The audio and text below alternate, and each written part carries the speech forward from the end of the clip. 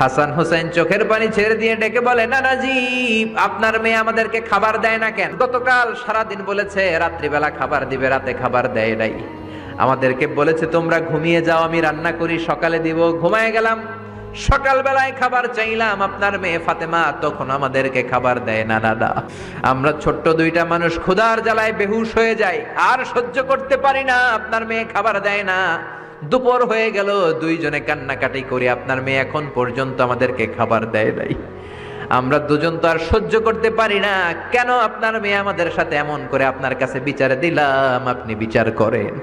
বিশ্বনবী আর কি বিচার করবেন? ডেকে বললেন, হাসান রে কাছে আয়।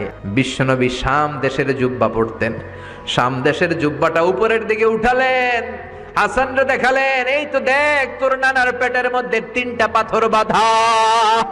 একদিন না খেয়ে থাকার কারণে তোদের পেটে এত জ্বালা, এত কষ্ট।